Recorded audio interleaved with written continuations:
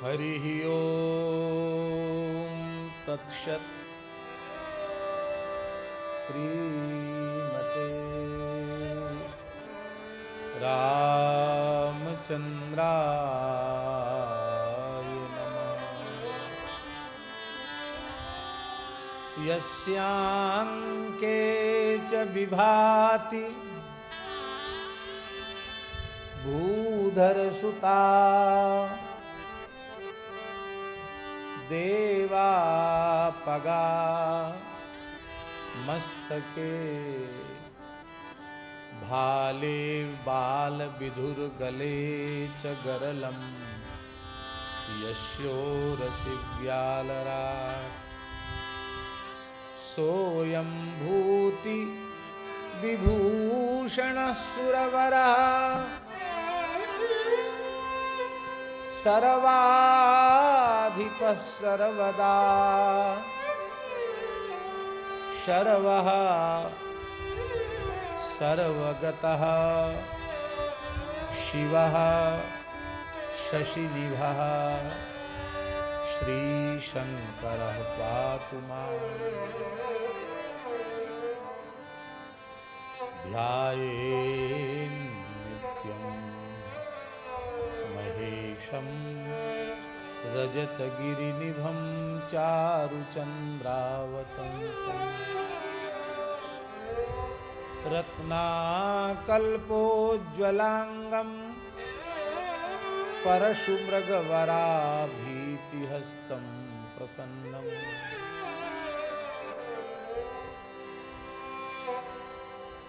परशुमृगवराभीतिहस्तं प्रसन्नं पद्मासीनं समन्तात्स्तुतममरगणैर् व्याघ्रकृत्तिं वसानं विश्वाद्यं विश्ववन्द्यं निखिलभयहरं पंचवक्त्रं त्रिनेत्रम् आत्मा त्वं गिरिजामतिस्सहचरा प्राणाः शरीरं गृहं पूजा ते विषयोपभोगरचना निद्रा समाधिस्थितिः संचारः पदयोः प्रदक्षिण विधि स्तोत्राणि सर्वागिरो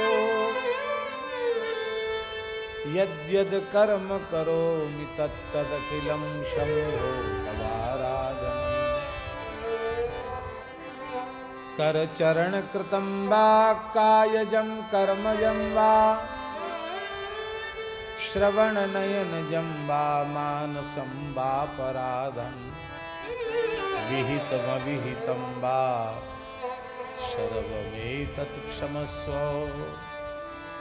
जय जय करुणाब्धे श्री महादेव शंभो।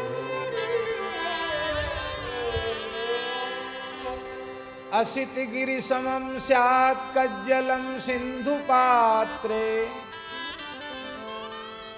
सुरतरुवरुशाखा लेखनी पत्रमुर्वी लिखति यदि गृहीत्वा शारदा सर्वकालं तदपि तव गुणानामीश पारं न याति। तव तत्त्वं न जानामि कीदृशोऽसि महेश्वर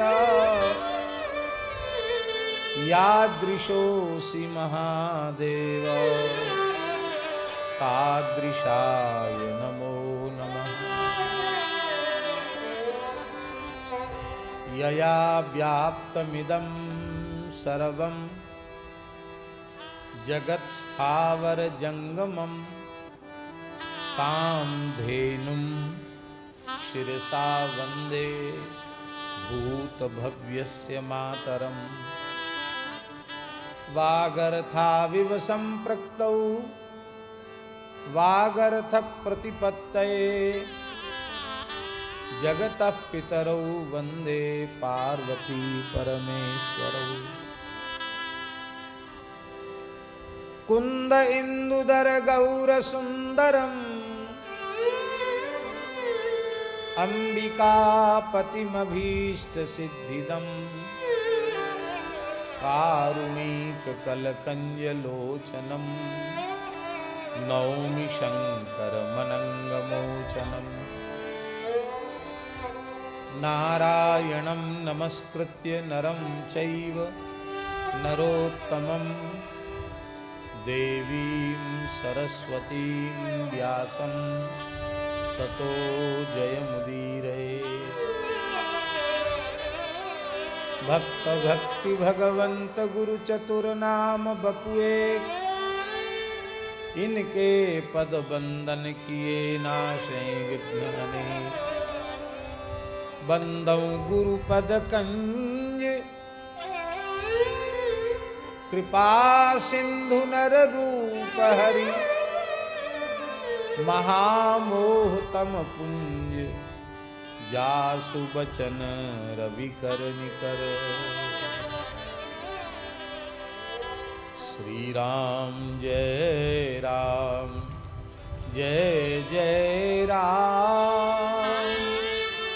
श्री राम जय राम जय जय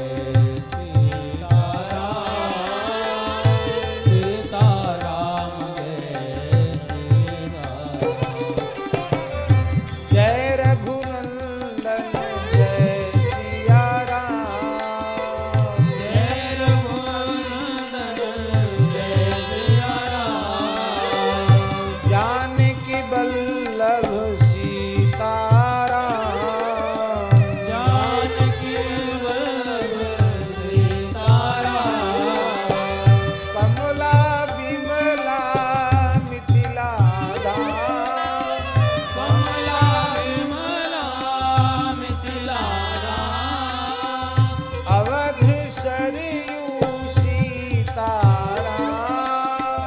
अवध सरयू सीताराम। जय जय श्यामा जय जय श्याम, जय जय श्यामा जय जय श्याम। जय जय श्री वृंदावन, जय जय श्री वृंदावन। जय गौ माता जय गोपाल भक्तवत्सल प्रभु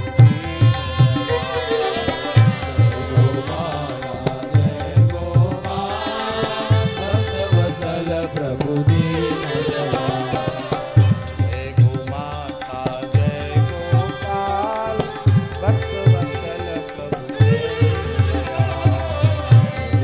माता जय गोपाल भक्तवत्सल प्रभु दीनदयाल।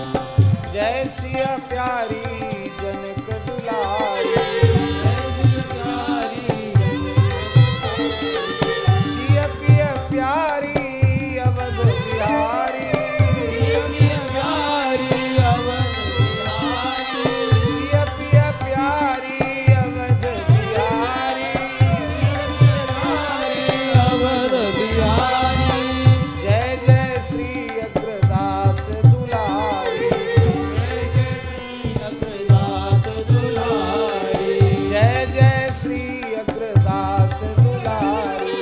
जय जय श्री अग्रदास दुलारी, सिया पिया प्यारी अवध बिहारी।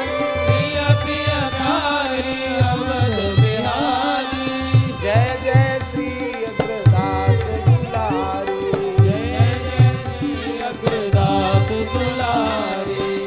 श्री राम जय जय राम, श्री राम जय राम, जय जय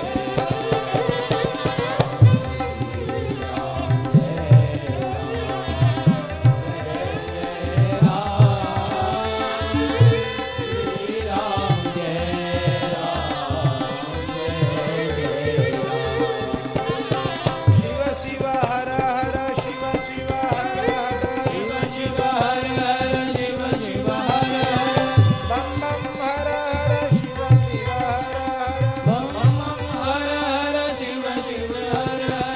बम बम हर हर शिव शिव हर हर, बम बम हर हर शिव शिव हर हर।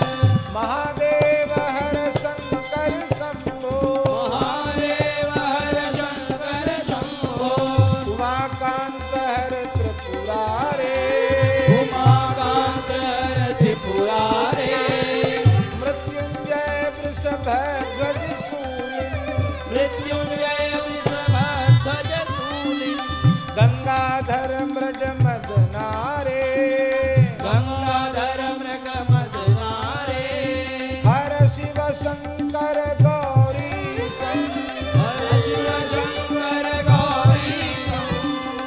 वंदे गंगाधर मीशम, रुद्रम पशुपतिमीशानम,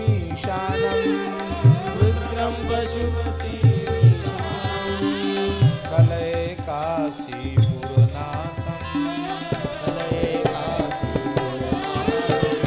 महादेव हर शंकर शंभो उमाकांत त्रिपुरारे, मृत्युंजय वृषभध्वज शूलिं, हर शिव शंकर गौरी सम, वंदे गंगाधर मीशम, रुद्रम पशुपतिमीशानम, कलय काशीपुरनाथम। महादेव हर शंकर शंभो उमाकांत हर त्रिपुरारे,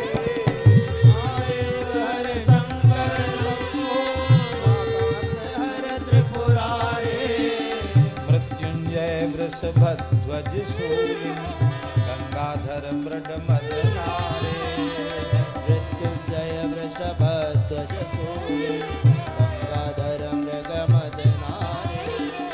हर शिव शंकर गौरी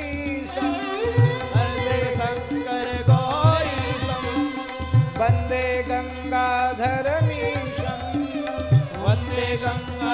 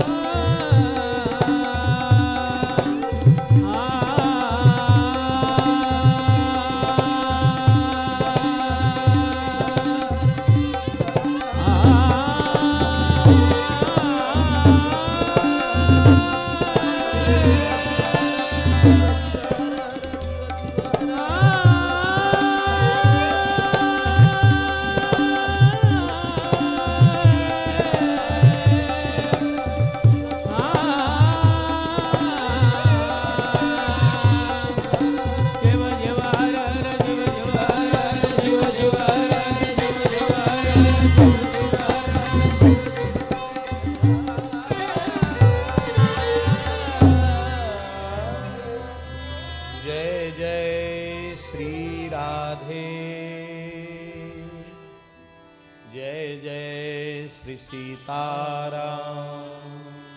हर हर महादेव। निताय गौर हरि। हरिशरणम। भक्तवांछा कल्पतरु भक्तवत्सल शरणागत वत्सल दीनबंधु दया सिंधु कृपा सिंधु भगवान श्री सांब सदाशिव की महती कृपा करुणा से श्री पंढरीनाथ जी की अहेतु की दया से श्री दत्त भगवान की निरतिशय कृपा करुणा से श्री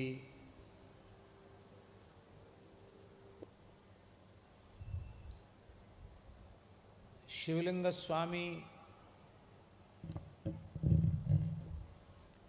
दत्त संस्थान मठ में मठ के शिव सद्गुरु शिवलिंग स्वामी तत्व संस्थान मठ पिंपल गांव के समायोजकत्व में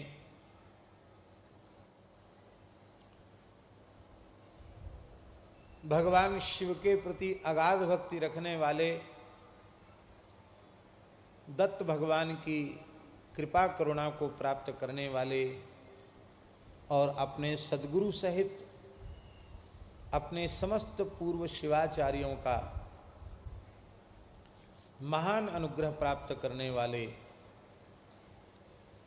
बालयोगी गोवत्स श्री वेंकटेश स्वामी जी के समायोजकत्व में और महाराष्ट्र की धर्म प्रधान धर्म प्राण इस जनता जनार्दन के समर्पित सहयोग से यह विराट दिव्य भव्य आयोजन पिंपल गांव में समायोजित हो रहा है। भारतवर्ष के विविध क्षेत्रों से प्रायः 4 धाम सप्तपुरियों से जो पूज्य संत महत्पुरुष पधारे हैं उन सबको यथा योग्य वंदन करते हुए हम आज की कथा का शुभारंभ कर रहे हैं। कल तो आप लोग 1 बजे रात तक यहीं थे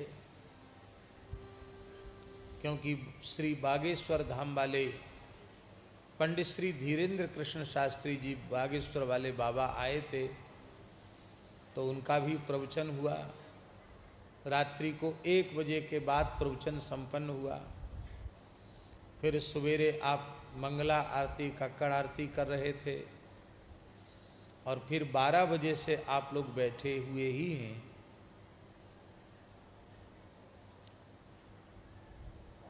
आपकी श्रद्धा आपकी सत्संग निष्ठा निश्चित ही प्रणाम के योग्य है, धन्यवाद देने के योग्य है।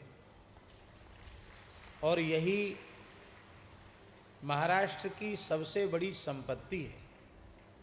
ये जो भावना है आपकी वैदिक सनातन धर्म के प्रति, सत्संग के प्रति, सनातन के प्रति जो आपकी सद्भावना है, यही महाराष्ट्र की संपत्ति इतनी बड़ी संपत्ति है जिस संपत्ति ने भारत राष्ट्र में इस प्रांत को महाराष्ट्र की संज्ञा प्रदान कर दी।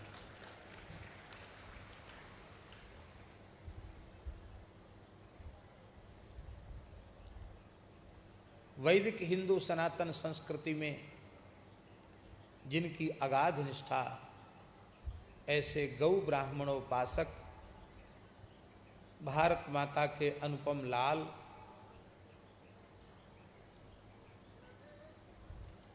छत्रपति श्री संभाजी महाराज का बलिदान मास चल रहा है और आप सब उस बलिदान का स्मरण करके आज भी भावुक होते हैं। यह भी एक सहज संयोग की बात है कि ऐसे अवसर पर यह कथा समायोजित हुई और हमने छत्रपति महाराज शिवाजी को प्रत्यक्ष रूप में तो इस शरीर से नहीं देखा, उस शरीर में किसी रूप में रहे हो देखा हो तो पता नहीं, लेकिन इस शरीर से हमने प्रत्यक्ष छत्रपति शिवाजी को नहीं देखा, लेकिन यह भी एक सौभाग्य की बात है कि छत्रपति महाराज शिवाजी की सुंदर प्रतिमा यहाँ विराजमान है और इस प्रतिमा का दर्शन करके हमारे मन में ऐसा आता है कि मानो छत्रपति महाराज शिवाजी ने विचार किया हो कि हमारे महाराष्ट्र में शिव महापुराण की कथा हो रही है और हमारे क्षेत्र की प्रजा श्रद्धापूर्वक कथा सुनेगी, तो मैं क्यों न कथा में उपस्थित रहूं। तो हमको ऐसा नहीं लगता कि मूर्ति विराजमान है, ऐसा लगता है कि छत्रपति महाराज शिवाजी यहाँ बैठकर प्रधान श्रोता के रूप में श्रवण कर रहे हैं।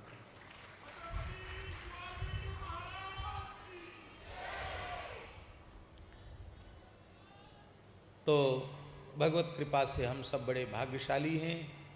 बाराघाट वाले महाराज जी का दिव्य प्रवचन आप लोगों ने सुना ही। कल रोज विनय पत्रिका का एक पद शिव जी का पद बोल रहे थे, लेकिन कल समय ही नहीं रह गया और हम उसे बोल नहीं पाए। तो हमारा मन है कि आज आरंभ में ही, क्योंकि फिर आगे समय रहता नहीं। बड़ा अद्भुत है गोस्वामी तुलसीदास जी महाराज का शिवजी के प्रति भाव। परसों हमने बावरो रावरो नाह भवानी इस पद को गाया था।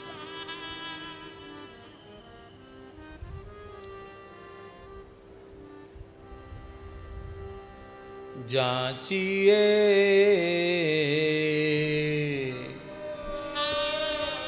गिरिजापति काशी, जांचिए गिरिजापति काशी, जांचिए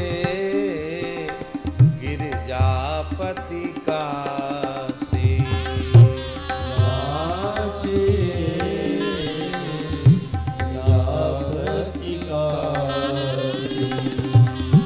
जासु भवन अणिमादिक दासी, जासु भवन अणिमादिक दासी, जांचिए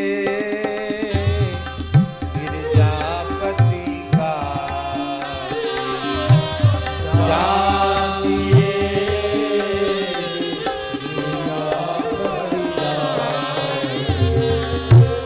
मांगना हो तो और किसी के सामने हाथ मत पसारो, भगवान विश्वनाथ के द्वार पर हाथ फैलाओ। जिनके घर में अणिमा महिमा गरिमा लघिमा प्राप्ति प्राकाम्य ईशित वसित अष्ट सिद्धि नवनिधि झाड़ू लगाती रहती है, दासी बनकर सेवा करती हैं।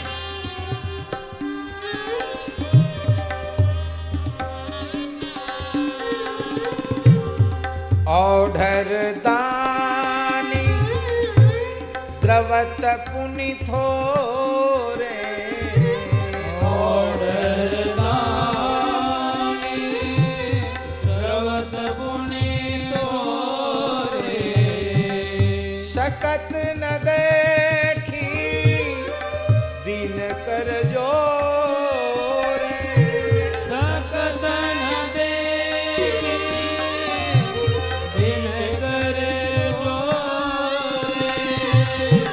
सकत न देखी दीन कर जोरे, सकत न देखी दीन कर जोरे, जांचिए गिरिजापति काशी, जांचिए गिरिजापति काशी।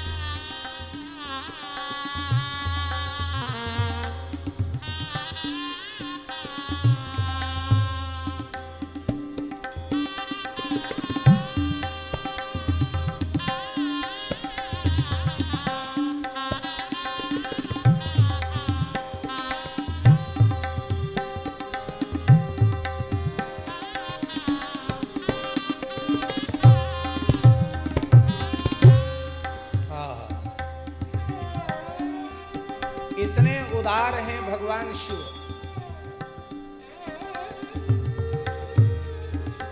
औढ़रदानी,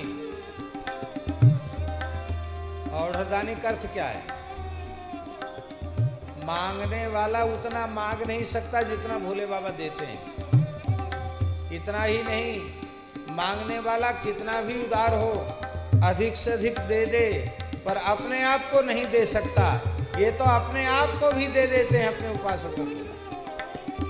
औढ़रदानी। और द्रवत पुनि थोरे, थोड़ी सी सेवा से द्रवित हो जाते, पिघल जाते।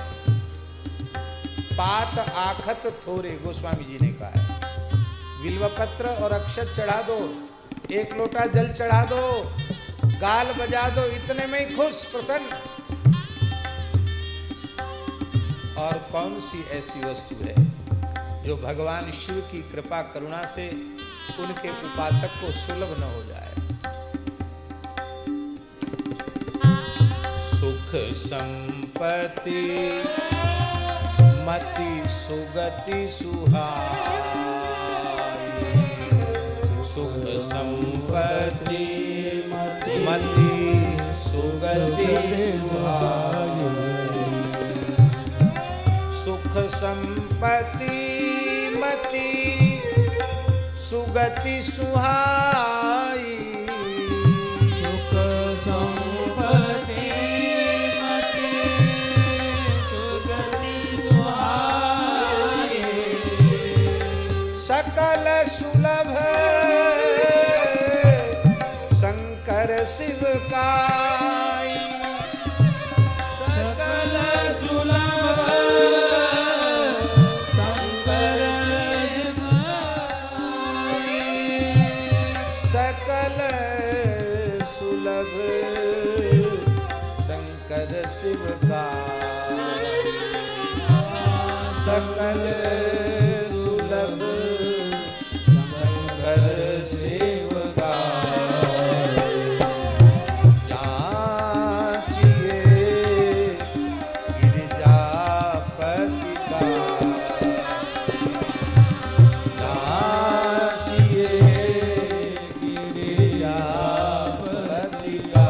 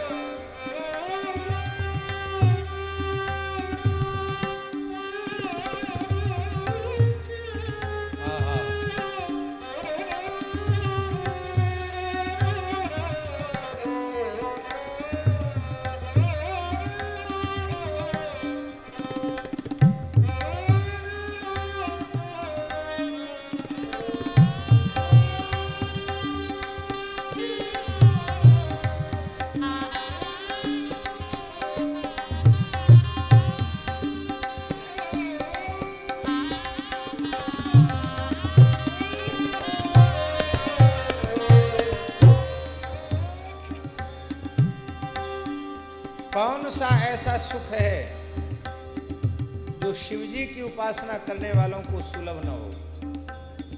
क्योंकि शिव स्वयं सुख निधान हैं, सुख सागर हैं, सुख स्वरूप हैं। उनके उपासक को दुख छू नहीं सकता। उत्पन्न होकर नष्ट होने वाला सुख विषय सुख है। उत्पन्न होकर नष्ट होने वाला सुख विषय सुख है, जो मोह के कारण सुख रूप समझ में आ रहा, महादुख है, नरक है। किंतु शिवजी जिस सुख को देते हैं वो ब्रह्मानंदम परम सुखदम, वो ब्रह्मानंद का सुख है, वो प्रेमानंद का सुख है, वो भक्ति के आनंद का सुख है, वो ज्ञान के आनंद का सुख है, वो राम नाम के आनंद का सुख है। ये सुख उत्पन्न तो होता है पर नष्ट नहीं होता है। शिवजी जो संपत्ति देते हैं वो संपत्ति भी अक्षय होकर के विराजमान होती है।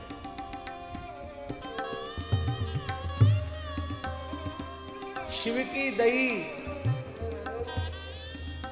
संपदा देखत श्री शारदा सिहानी, गोस्वामी जी ने लिखा है। शिव जी जिस संपत्ति को देते उसको देख करके लक्ष्मी जी और शारदा दोनों सकुचा जाती हैं। लक्ष्मी जी सोचती हम भी प्रसन्न होकर इतना नहीं दे सकते। सरस्वती ज्ञान से धन होता है, पात्रत्वात् धनमाप्नोति, धनात् धर्मतत् सुखम।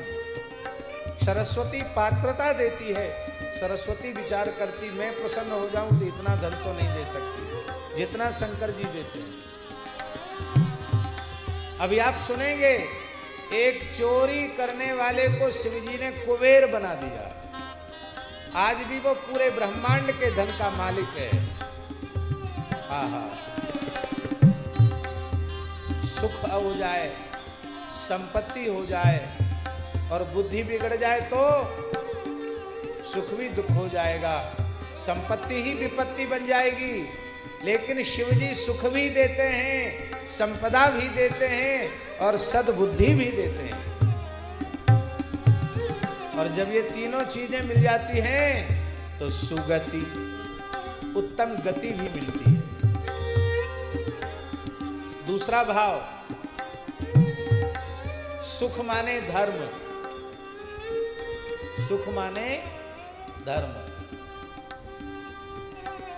क्योंकि सुखस्य मूलम धर्मः, सुख का मूल धर्म है। तुलसीदास जी महाराज ने कहा, सुख चाहि मूढ़ न धर्म रता। मूढ़ सुख तो चाहते हैं पर धर्माचरण नहीं करते। इसलिए सुख का अर्थ है धर्म और संपत्ति का अर्थ है अर्थ और मति का अर्थ है काम। कौन सा काम? निष्काम मति। पवित्र निर्मल बुद्धि होगी तभी ऐसी कामनाएं होंगी कि जो हमें संसार चक्र में डालने वाली नहीं, संसार चक्र से उबारने वाली कामना। अच्छा एक बात बताओ, बिना इच्छा के, बिना संकल्प के, बिना कामना के कोई कर्म होता है क्या? ये इतना विराट आयोजन जो हो रहा है शिव महापुराण कथा का, दत्त महायाग का, जो इतना दिव्य सफल आयोजन हो रहा है, इसके मूल में भी कामना है।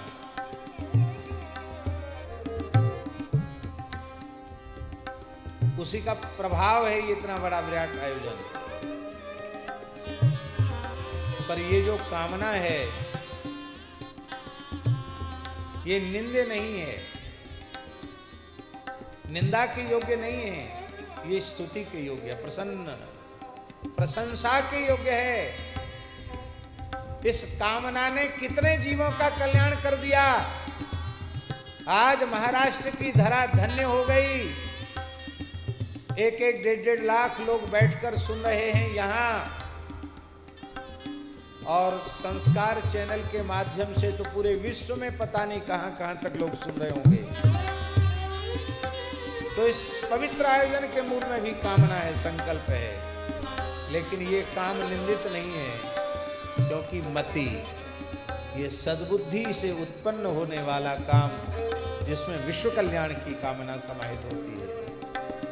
तो मति से काम और सुगति से मोक्ष, अर्थात भगवान शिव धर्म, अर्थ, काम और मोक्ष चारों पुरुषार्थ शिव जी की सेवा से सुलभ हो जाते हैं।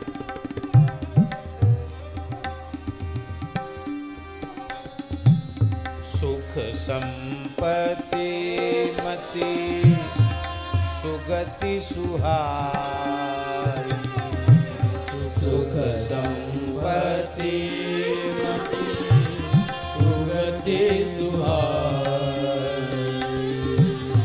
सकल सुलभ शंकर शिव का, सकल सुलभ शंकर शिव का, सकल सुलभ शंकर शिव का।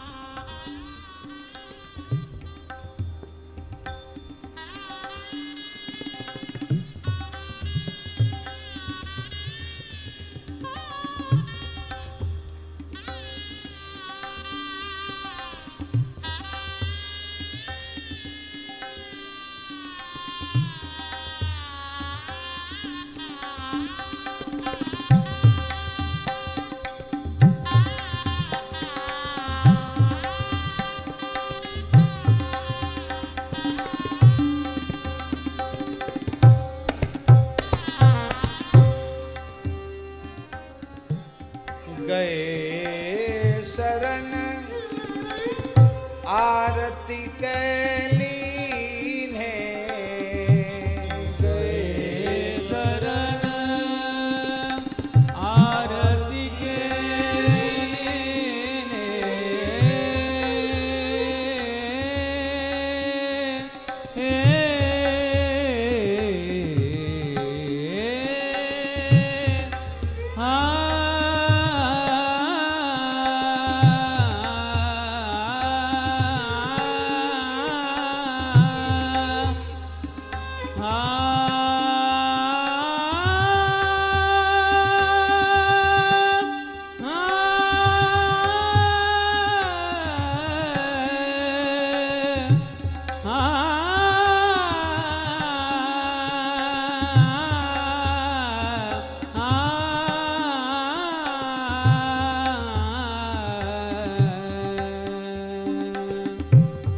गए शरण आरती कैलीन है, गए शरण आरती कैलीन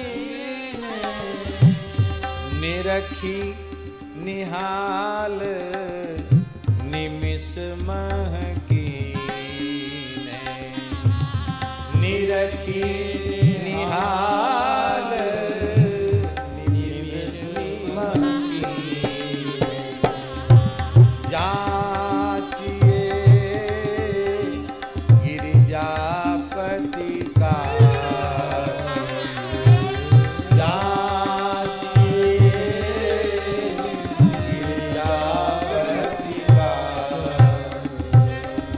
आर्त भाव से जो एक बार कह देता है, हे विश्वनाथ, हे जगन्नाथ, हे महादेव, मैं आपकी शरण में हूं, अन्यथा शरणम नास्ति त्वमेव शरणम मम, तस्मात् कारुण्य भावेन रक्षस्व परमेश्वर, रक्षस्व विश्वेश्वर कहकर एक बार जो आपकी शरण में आकर पुकारता है, आप उसके ऊपर करुणा भरी दृष्टि से देखते हैं, आप उसे करुणार्द्र दृष्टि से देखते हैं, और पलक गिराने में जितना समय लगता है उतने में तो उसे निहाल कर देते हैं, धन्य कर देते हैं। जाचिए गिरिजापति का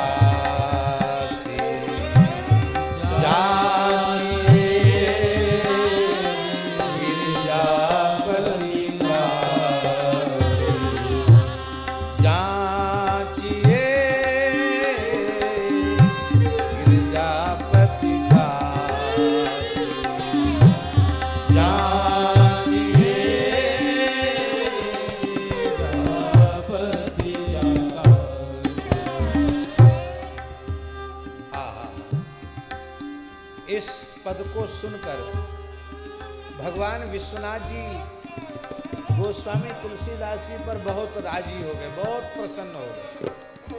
बोले अब ज्यादा बड़ाई मत करो, ज्यादा प्रशंसा मत करो, बोलो चाहिए क्या। धन्य है, यही भाव प्रत्येक भक्त के हृदय में होना चाहिए। तुलसीदास जाचक जस गावे, तुलसीदास जाचक जस गावे, विमल भगति रघुपति की पास, विमल भगति रघुपति की पास, तुलसीदास जाचक जस गावे, तुलसीदास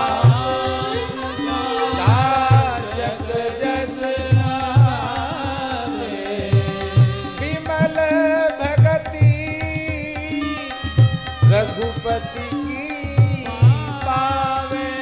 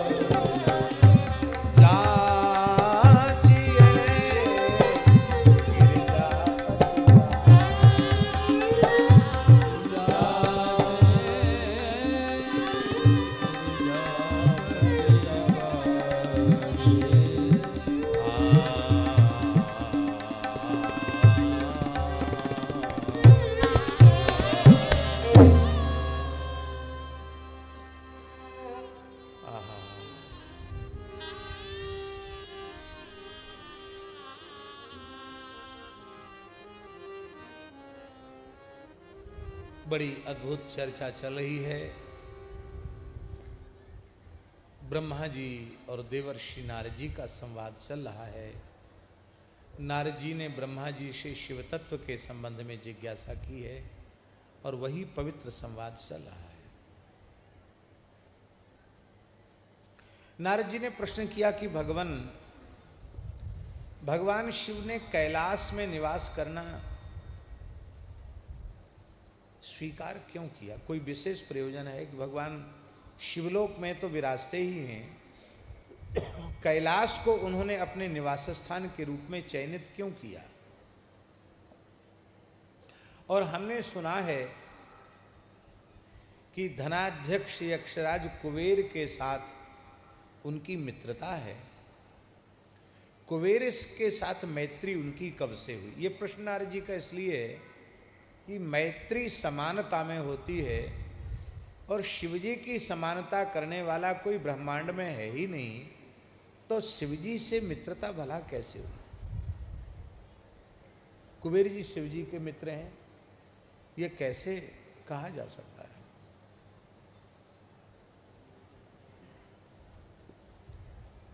देखिए, भक्ति के 5 रस हैं: शांत, दास्य, सख्य, वात्सल्य और श्रृंगार।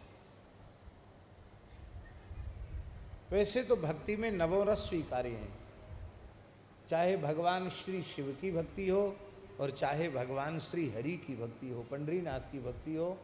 भक्ति में सभी रस स्वीकार्य हैं, पर उन समस्त रसों में प्रधान रूप में भक्ति के 5 रस स्वीकार किए गए हैं: शांत, दास्य, सख्य, वात्सल्य और माधुर्य श्रृंगार।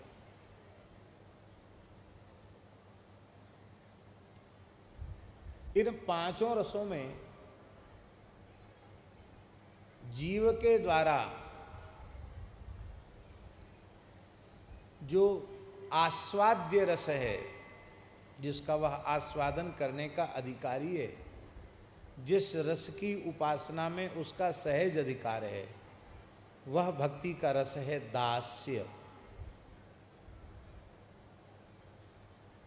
क्योंकि भगवान सदाशिव नित्य स्वामी हैं और जीव उनका नित्य दास है। यही सनातन शाश्वत संबंध है। तो फिर वात्सल्य कैसे बनेगा? फिर सख्य कैसे बनेगा? फिर माधुर्य कैसे बनेगा? भक्ति में तो ये भी रस हैं कि नहीं? ये रस भी बनते हैं। ये जीव की पात्रता से नहीं बनते हैं, ये आराध्य की, उपास्य की कृपा करुणा से ये रस बनने लग जाते हैं। हम तो भगवान को मित्र नहीं कर सकते, पर भगवान ही हमको सखा बना लें तो? हमारा शरीर मलमूत्र का भांड है, प्रत्येक छिद्र से दुर्गंध निकल रही है, मल निकल रहा है, मलायतन है ये शरीर। इस घृणित दुर्गंधित शरीर से भगवान के विशुद्ध सच्चिदानंदमय स्वरूप का, उनके अप्राकृत विग्रह का स्पर्श करने के हम अधिकारी नहीं हैं। पर भगवान ही अपनी चंदन चर्चित भस्मोद्धूलित आजानुलंबित भुजाओं में भरकर कसकर हमें अपनी छाती से लगा लें तो इनकी कृपा। हमारा पावर नहीं है, हमारी शक्ति नहीं है उनके छाती से लगने की, पर वे करुणा करके यदि हमको अपने हृदय से लगाते हैं तो ये उनकी कृपा है, ये उनकी करुणा है। तो दास के अतिरिक्त जितने भाव हैं वो भगवान के अनुग्रह से ही भक्त में प्रकट होते हैं, जीव की पात्रता नहीं। एक हमारे वृंदावन में भगवत प्राप्त संत थे, पूज्य स्वामी श्री सत्यानंद जी महाराज, उच्च कोटि के महात्मा थे। हमारे श्री ज्ञानेश्वर जी भी उनके पास जाया करते थे। हम भी कभी एक बार तो हम ज्ञानेश्वर जी के साथ उनका दर्शन करने गए थे। बहुत अंतर्मुख महात्मा थे, निरंतर भाव में डूबे रहते थे। तो एक बार हम उनके पास गए तो उन्होंने हमसे पूछा कि स्वामी जी, गीता जी में अर्जुन ने कहा है भगवान के लिए कि न त्वत्समोस्त्यभ्यधिकः कुतोन्यः, आपकी समानता वाला कोई नहीं है, बराबरी का कोई नहीं है, तो आपसे अधिक तो कोई हो ही कैसे सकता है। तो फिर ये जो भगवान से मित्रता का संबंध रखने वाली जो बात है, ये कैसे संभव होगी? ये बात उन्होंने हमसे पूछी नहीं, वो कृपा करके कुछ सुनना चाहते थे, मूल बात इतनी सी थी, बाकी हम उनके सामने क्या बोलते। तो उन्होंने पूछा कि सख्य की जो भावना है, सख्य रस की जो भावना, आप लोग हमारी बात समझ रहे हैं कि नहीं? सख्य रस की जो भावना है वो किसकी ओर से है? आराधक की ओर से है कि आराध्य की ओर से? हमने कहा स्वामी जी आराध्य की ओर से, आराधक की पात्रता नहीं। बहुत प्रसन्न हुए, बोले ये अनुभव की बात।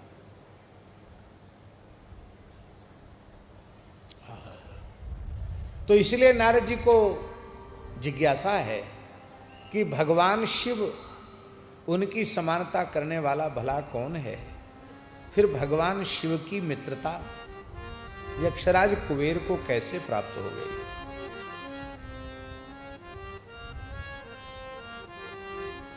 ब्रह्मा जी आनंद विभोर हो गए और ब्रह्मा जी ने विस्तार से चरित्र सुनाया, जिसका संकेत अभी हम कर चुके हैं कि शिव जी की कृपा हुई तो एक चोर, एक दुष्कर्मी, एक महापापी आगे चलकर धनाध्यक्ष कुबेर बन गया और भगवान शिव का मित्र बन गया। यही है इनकी अहेतु की कृपा। काम आसीत काम्पिल्य नगरे सोमयाज कुलोद्भवः दीक्षितो यज्ञ दत्ताख्यो यज्ञ विद्या विशारदः। काम्पिल्य नगर में आहिताग्नि, अग्निहोत्री, सोमयाग करने वाले कुल में उत्पन्न यज्ञ विद्या विशारद यज्ञदत्त नाम के एक सोम यज्ञ में दीक्षित ब्राह्मण, दीक्षित उपाधि वाले ब्राह्मण थे। दीक्षित होते हैं ना, दीक्षित उन्हीं को कहते हैं, श्रौत यज्ञ की दीक्षा लेते हैं, वैदिक अग्निहोत्र की दीक्षा लेते हैं, उनको दीक्षित कहा जाता। वो दीक्षित थे,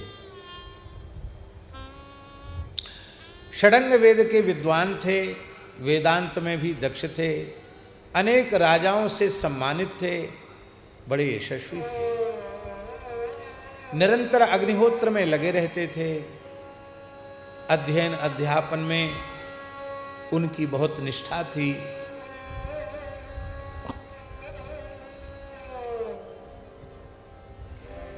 और एक विशेष बात है, ये यज्ञदत्त नामक जो ब्राह्मण थे, ये जितने बड़े वेदों के विद्वान थे, ऐसे ही अतीव सुंदर थे, अत्यंत सुंदर थे, अत्यधिक सुंदर थे।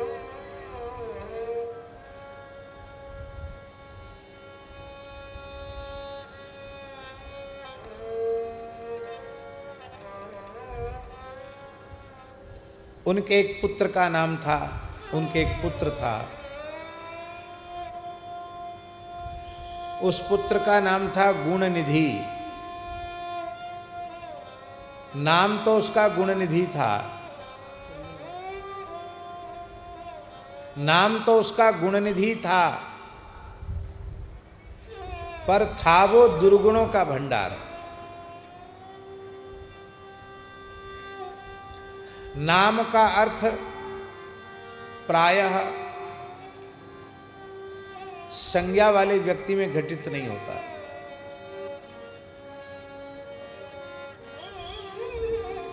बहुत से लोगों का नाम होता है गिरधारी लाल। क्या नाम? गिरधारी लाल। पर्वत धारण करने वाले लाल हैं, इतने बड़े वीर हैं। और 5 किलो की अटैची के लिए, सूटकेस के लिए कुली का मुंह ताकते हैं कि कोई कुली मिल जाए तो उठा ले, कि हम उठा ही नहीं पाएंगे। इतने दुबले पतले हैं, कमज़ोर हैं कि 5 किलो का सूटकेस उनसे नहीं उठता है। नाम क्या है?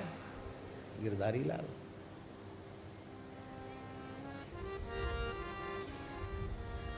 ऐसे ही संसार में नाम ऐसे होते हैं। जन्म से अंधत्व प्राप्त है, दिखता है ही नहीं, और घर में लोग कहते नैन सुख। नैन है ही नहीं तो नैन सुख कहां से आया?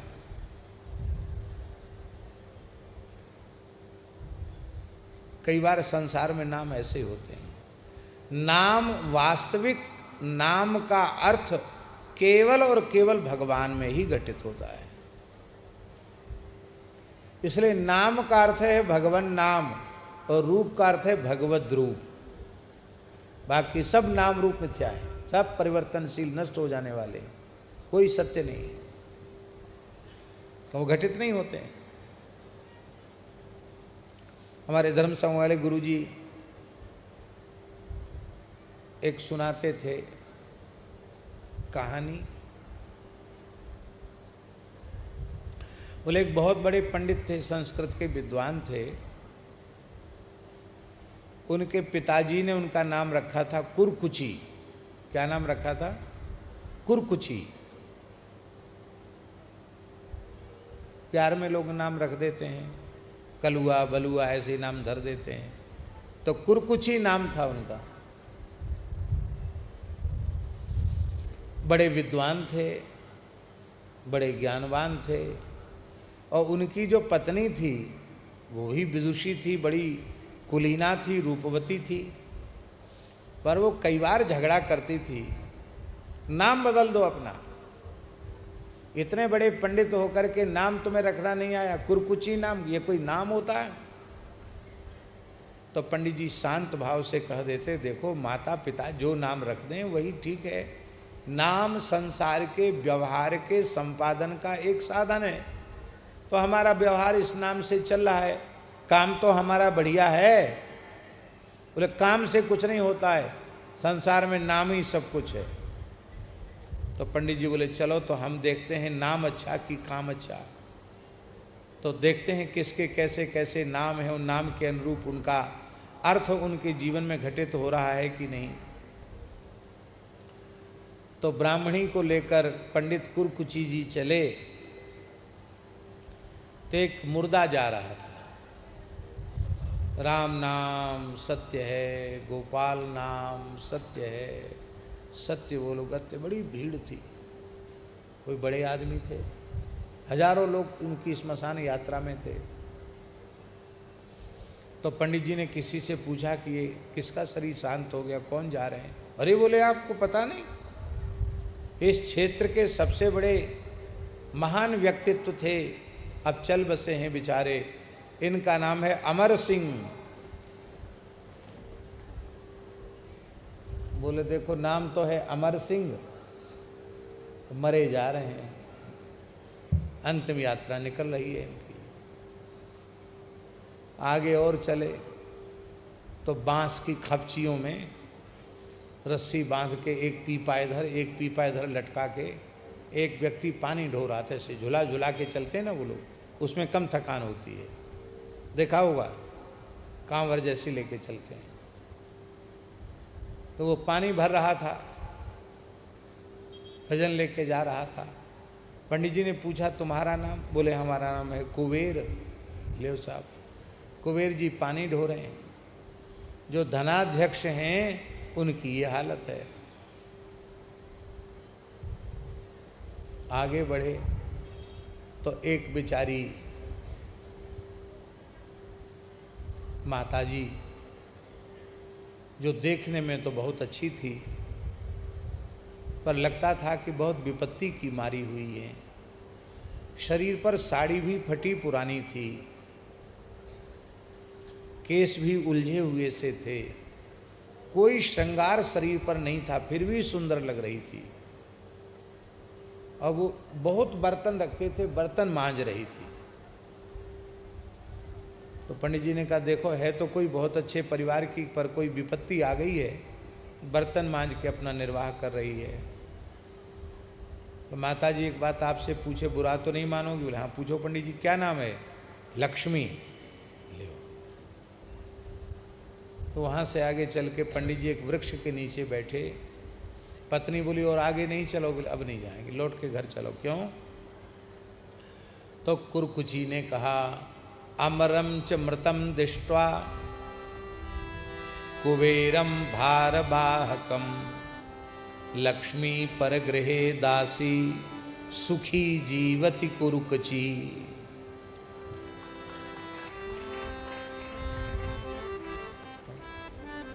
अमर को मरा हुआ देखा, कुबेर को भार ढोते देखा, लक्ष्मी को बर्तन मांजते देखा, इसलिए हमारा नाम कुरुकुची ठीक है। सुखी जीवति कुरुकुची। ये यज्ञ दत्त जी का जो पुत्र था गुण निधि, ये महा दुर्गुण की निधि था, बहुत दुष्ट प्रकृति का था।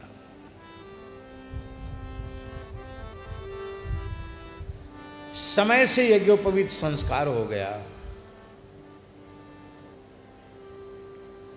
और उसने 8 विद्याओं का भली भांति अध्ययन भी किया था, किंतु वह कुसंग में पड़ गया गुणनिधि और जुआ खेलने लग गया। कल हमने जुआ के ऊपर बोला था कि नहीं? ये भी गुणनिधि जुआ खेलने लग गया। माता अपने एकमात्र पुत्र से बहुत प्रेम करती थी, इसलिए वो माता से धन ले लेकर के जाता और जुआरियों को दे देता। जुआरियों से उसकी मित्रता हो गई। जैसा करे संग वैसा चढ़े रंग। जुआरियों का कुसंग प्राप्त करके उसकी ब्राह्मणता नष्ट हो गई, विप्रत्व नष्ट हो गया। ब्राह्मणोचित आचार विचार से वह शून्य हो गया। संध्या स्नान आदि कर्मों से परांगमुख हो गया। वेदों का निंदक हो गया। देवता और ब्राह्मणों का अपमान करने वाला हो गया। उस स्मार्ताचार से शून्य हो करके गाने बजाने में आनंद लेने लग गया। गाने बजाने में आनंद लेना ब्राह्मण का काम नहीं है। स्मृति में, देवल स्मृति में लिखा है, शूद्र कर्माण्याह देवलः। देवल स्मृति में लिखा है, वीणा मुर्ज मृदंग वादनादीनि शूद्र कर्माणी, ऐसा लिखा हुआ है। हमने महाराज जी से पूछा, महाराज जी ऐसा क्यों लिखा है देवल स्मृति में? तो उन्होंने कहा, जो केवल मनोरंजन के लिए, आमोद प्रबोध के लिए, धन कमाने के लिए मृदंग आदि बजाते हैं, गाते बजाते हैं, उनकी निंदा है, न कि अभंग गाने वालों की, कीर्तन करने वालों की, भगवान नाम संकीर्तन में अपनी विद्या का प्रयोग करने वाले तो प्रशंसनीय हैं। स्कंद पुराण में लिखा है, भगवान स्वयं कह रहे हैं, जो किसी भी भाषा में मेरे नाम रूप लीला चरित्र का गायन ताल और स्वर से बद्ध होकर के करता है, वह निश्चित मेरे नित्य वैकुंठ की प्राप्ति का अधिकारी होता है। बस शर्त इतनी है कि अर्थ का लोभ नहीं होना चाहिए। हम इस अर्थ में महाराष्ट्र के वारकरी वैष्णवों के लिए बहुत ही धन्यवाद देंगे। धन्य है उन दिव्य संतों की वाणी जिसने धर्म को आज बचा के रखा है, सुरक्षित रखा है। वारकरी वैष्णव आयोजनों में आते हैं तो उनको बहुत लंबी चौड़ी व्यवस्था नहीं चाहिए, वो अत्यंत सामान्य व्यवस्था में भी निर्वाह कर लेते हैं और सबके साथ जो कुछ भगवत प्रसाद मिल जाता है रूखा सूखा, उसमें भी संतुष्ट रहते हैं। और ज्ञानेश्वर जी से हमने सुना कि पहले तो परंपरा ये थी कि वारकरी कीर्तन करने जाते थे तो मार्गव्यय भी कीर्तन के आयोजक से नहीं लेते थे। यदि उनकी सामर्थ्य होती तो भाड़ा, आने जाने का जो खर्च है वो भी खुद ही वहन करते थे। भाई, हमें आपने कीर्तन के लिए स्मरण किया, हमें भगवत गुणगान का सौभाग्य दिया, यही आपकी हमारे ऊपर बहुत बड़ी कृपा हुई।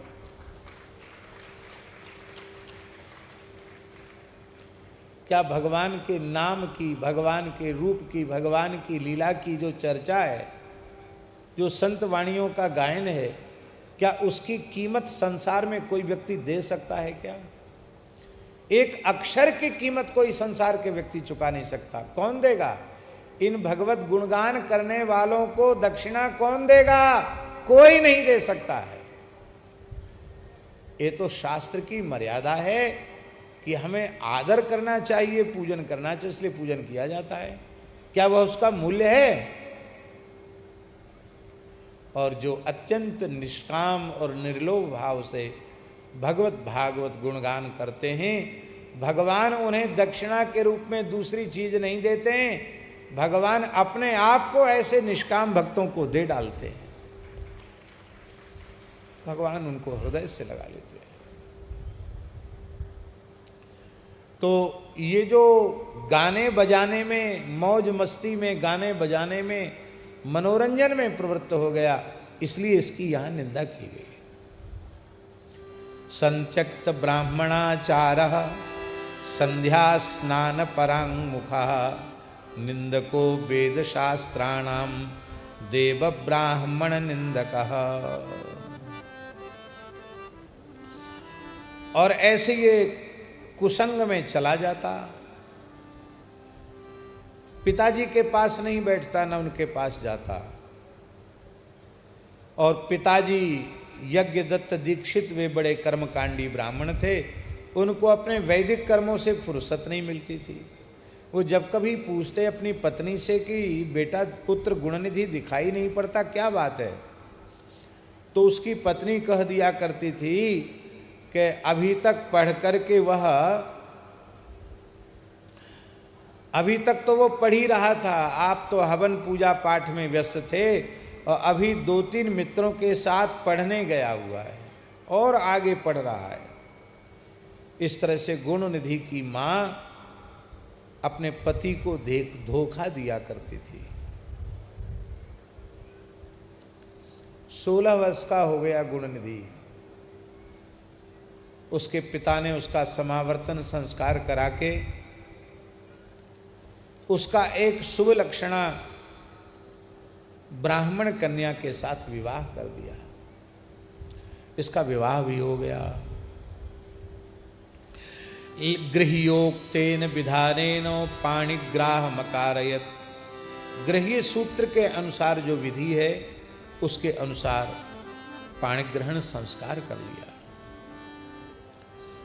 गुणनिधि की माँ उसे एकांत में समझाती थी कि देखो तुम्हारे पिताजी बहुत क्रोधी हैं, उन्हें पता चल जाएगा कि तुम्हारा रास्ता बिगड़ गया है, तुम पतित हो, पतन के मार्ग पर जा रहे हो, तो वो तुम्हारी तो पिटाई करेंगे ही, मेरी भी पिटाई करेंगे, दोनों को मार पड़ेगी।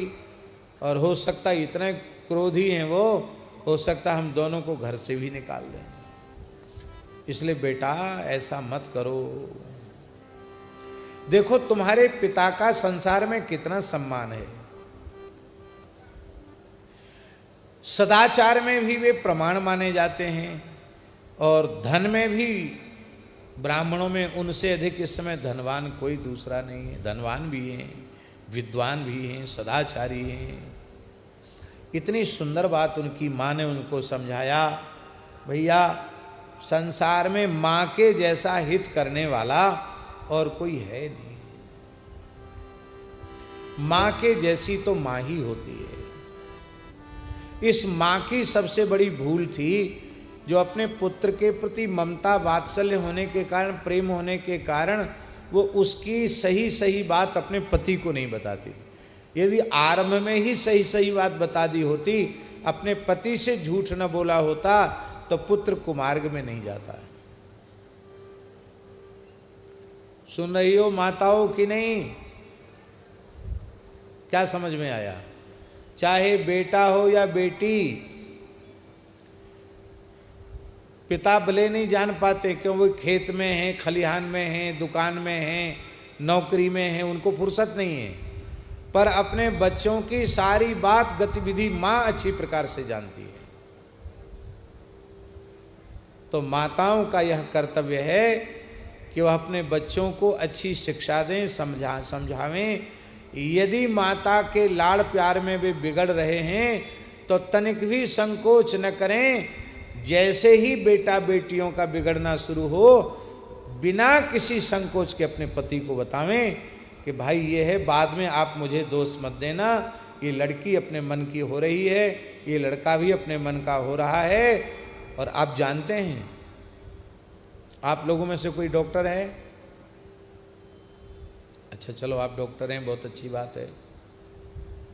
कई बार शरीर के किसी अंग में व्रण हो जाता, घाव हो जाता है, उसमें इतना विष हो जाता है कि आगे हाथ पैर गलने लग जाता है। तो अंत में डॉक्टर कहता है कि यदि पूरे शरीर को गलने से बचाना है तो इस अंग को काट कर अलग कर देना पड़ेगा, चाहे हाथ हो या पैर हो, इस अंग को काट कर शेष शरीर को बचाने के लिए अलग करना पड़ेगा। ऐसे ही ऐसी विकृति बेटा या बेटी में आ जाए कि अब वो ठीक होने की नहीं है, तो जैसे सड़े गले अंग को काट कर फेंक दिया जाता है, ऐसे ही ऐसा बेटा हो या बेटी जो जिसमें धर्म और सदाचार नहीं है, बिना किसी मोह ममता के उसका तत्काल त्याग कर देना चाहिए।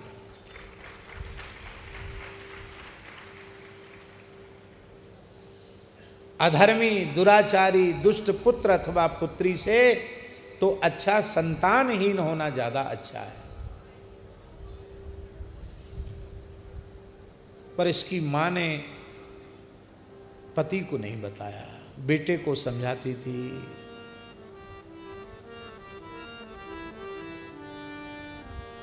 हाँ हाँ, इतने बढ़िया श्लोक हैं। आओ विराजो। ब्राह्मणानां धनं तात सद्विद्या साधु संगमः किमर्थं न करोषि त्वं स्वरुचिं प्रीतमानसः। बेटा, सद्विद्या, यहाँ सद्विद्या शब्द है। सद्विद्या माने ब्रह्म विद्या। ब्रह्म विद्या ही ब्राह्मणों का धन है। तत्व का ज्ञान, ब्रह्म का बोध, शब्द ब्रह्म और परब्रह्म दोनों का बोध, यही ब्राह्मण की सर्वोच्च संपत्ति है।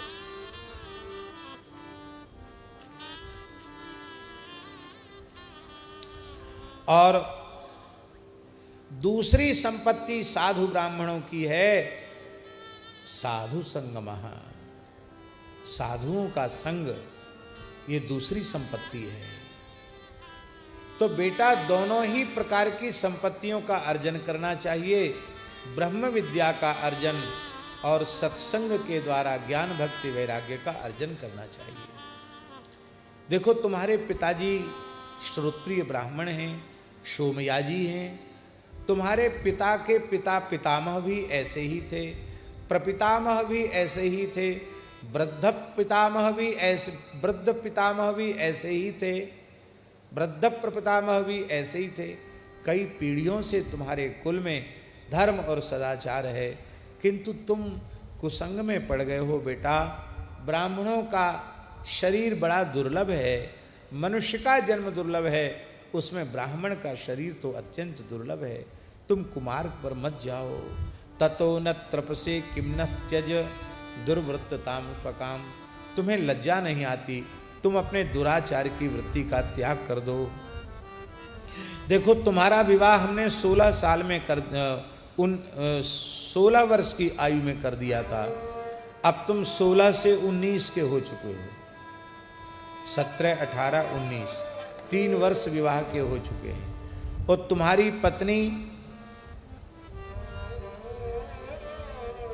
वो 12 वर्ष की थी, तो 13, 14, 15, 16, वो 16 वर्ष की है तुम्हारी पत्नी। बड़ी पतिव्रता है, सदाचारिणी है। तुम इसको भी संभालो। और अपने पिता के पद चिन्हों पर चलो। और देखो तुम्हारे जो ससुर हैं ना, तुम्हारी पत्नी के पिता, वे भी बड़े विद्वान हैं, धर्मशील हैं, सदाचारी हैं, सर्वत्र उनकी पूजा होती है। उनकी प्रशंसा सुनकर तुम्हें लज्जा नहीं आती?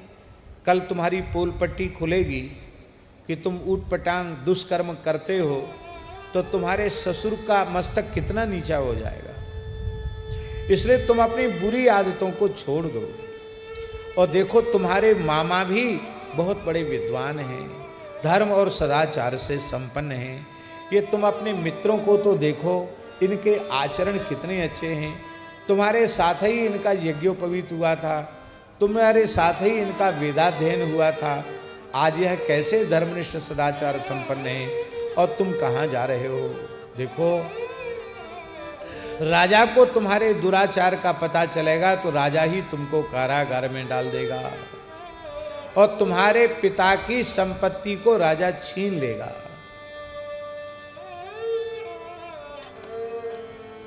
तुम्हारे पिता को जो दीक्षित की उपाधि मिली है वो भी छिन जाएगी।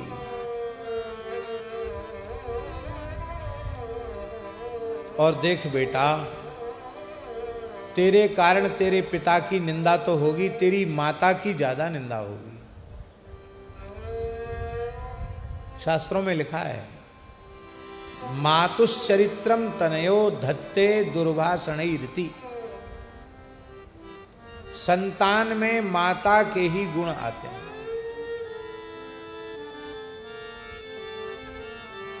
ये पक्का लिख लेना।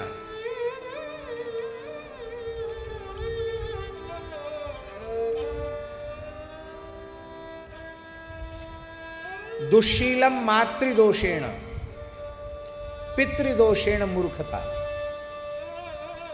संतान दुराचारी होती है मां के दोष से। मां के आचरण में जरूर कहीं न कहीं कोई कमी आई होगी, अथवा जिस समय बालक गर्भ में था या बालिका गर्भ में थी, उस समय माता को जो सावधानी रखनी चाहिए थी वो उन्होंने नहीं रखी। क्योंकि उस समय माता जो जैसा खाती पीती है, जैसा सोचती है, जो करती है, जैसा उसका भीतर से चिंतन चलता है, बहुत अच्छा चिंतन चलता है तो उसका अच्छा प्रभाव होता है, बुरे से बुरा चिंतन चलता है तो उसका प्रभाव होता है।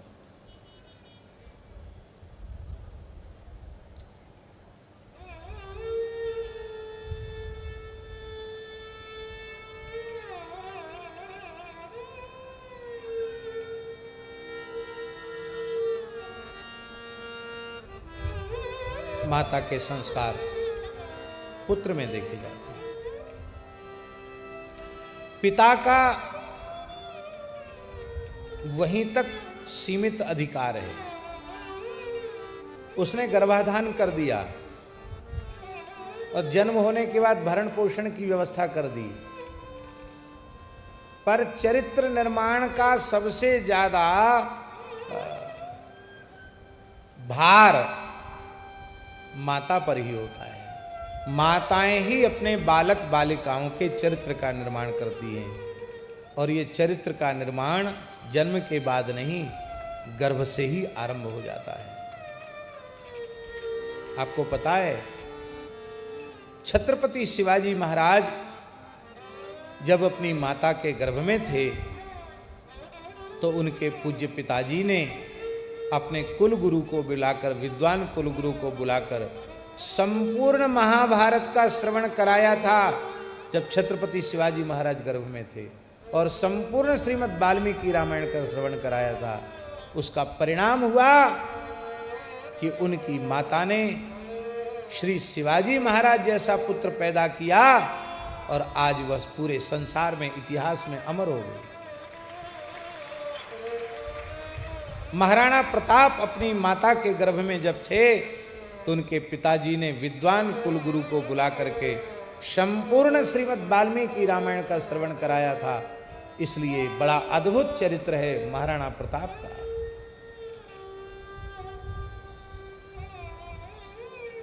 चरित्र का निर्माण केवल जन्म से नहीं, गर्भ से आरंभ हो जाना चाहिए। गर्भिणी को दिन में नहीं सोना, गर्भिणी को नित्य भगवत चरणामृत लेना, पंचामृत लेना, तुलसी में पीपल में जल चढ़ाना, सूर्यार्घ देना, सूर्य से तेजस्वी संतान की कामना करना, पूर्णिमा को सत्यनारायण भगवान का व्रत करना, अर्चन करना, गाय को नित्य ग्रास देना, अपने हाथ से भिक्षुक को अन्न देना, दुष्ट पतित म्लेच्छ दुराचारी व्यक्ति की ओर देखना नहीं, उससे संभाषण नहीं करना। अब पेट में है बच्चा, मैया मोबाइल चला रही है, सिनेमा देख रही है, तो भैया ध्रुव प्रहलाद कहाँ से पैदा होंगे? फिर तो एक्टर पैदा होंगे, एक्टरनी पैदा होंगी, ध्रुव प्रहलाद पैदा नहीं होंगे। हमको मोबाइल चलाना नहीं आता है, हम सीखना चाहें तो सीख नहीं सकते क्या? सीख सकते हैं, 1 घंटे में सीख जाएंगे, उधर ध्यान दें। पर हमको सीखना ही नहीं है, हमको न जानना है न सीखना है। हमको ये भी पता नहीं चलता कि किसी का आया कि गया, घंटी बज जाए तो पता चले, आ गया तो फिर उसको फिर से कैसे निकाला जाता है ये पता नहीं। चाहें तो सीख सकते हैं, हम चाहते नहीं। और आज के छोटे बच्चों को सिखाना नहीं पड़ता, वो सीख के आते हैं। क्यों? हमने जिस माता के गर्भ से जन्म लिया उस जमाने में कोई मोबाइल जानता ही नहीं था, और हमारी माता जी तो इतनी सीधी थी, इतनी सरल थी, वो इस कलयुग में सतयुग की थी। वो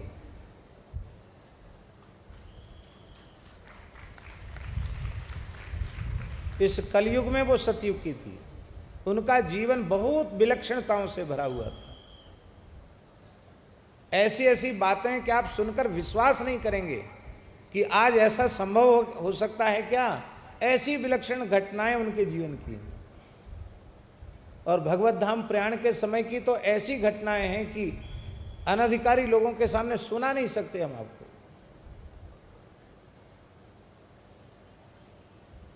एक छोटी सी बात बताएं। एक नर्स अस्वस्थ रहती थी, तो एक नर्स और एक डॉक्टर उनको कुछ सेवा दे करके कि आप उनकी देखरेख करो, वृंदावन में ही रह रही थी। तो नर्स ने कहा कि मैं आपकी सेवा में आई हूँ। तो उन्होंने पूछा तुम्हारा नाम क्या है? तो उसने कहा कि हमारा नाम है राधे। तो माताजी बोलती झूठ क्यों बोलती हो, तुम्हारा नाम तो ये नहीं है, तुम्हारा नाम तो ममता है, तुम अपना राधे नाम क्यों बता रही हो? और राधा नाम तो तुम्हारी लड़की का है। उसे बड़ा आश्चर्य हुआ कि मैं पहली बार इनके सामने आई हूँ, इसके पहले मैंने किसी को कुछ बताया भी नहीं, इनको कैसे पता चल गया?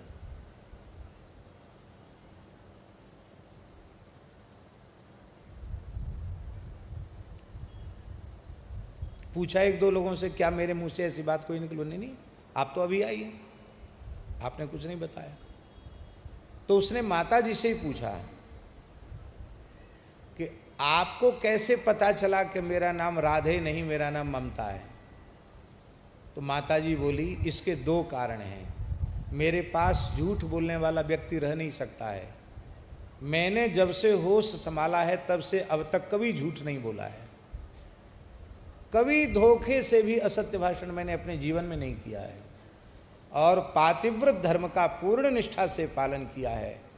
इसलिए मेरे सामने किसी का झूठ छल कपट छिप नहीं सकता, मैं सब कुछ जानती हूं। इसलिए मैंने तुमसे पूछा, और तुम झूठ बोलोगी तो नहीं रह पाओगी। तमाम लोग आके हट गई। आचार विचार इतना अद्भुत था कि यदि वो स्नान घर में गई, लघुसंग मने उसमें गई, शौचालय में गई, तो चाहे जितना बुखार चढ़ाओ सिर से नहाना, बिना मिट्टी लगाए नहीं मानना। शरीर में उंगलियां गलने लग गई, पानी का इतना प्रयोग। दिन में 4 बार 6 बार स्नान करती थी। ये कपड़ा नहीं छूना, उसको नहीं छूना, भारी आचार विचार। तो उस नर्स ने कहा कि हमने तो इसलिए अपना नाम हम राधे बताते हैं कि जिसमें मरीज राधा रानी का नाम ले तो आपके मुंह से राधे राधे निकलेगा तो आपका कल्याण होगा। तो माताजी बोली कि मैं बचपन से श्री सीताराम श्री सीताराम श्री सीताराम जपती हूँ और मेरी निष्ठा बदलने आई हो तुम। मैं भेद नहीं मानती हूँ सीताराम जी में राधा कृष्ण में, लेकिन बचपन से जब से मुझे होश आया तब से मैं युगल नाम जपती हूँ, श्री सीताराम श्री सीताराम श्री सीताराम जपती हूँ। और आप हमारा भाव बदलने आई हैं, तो मेरा भाव नहीं बदल सकती हो, मेरा जो भाव है वो वही रहेगा।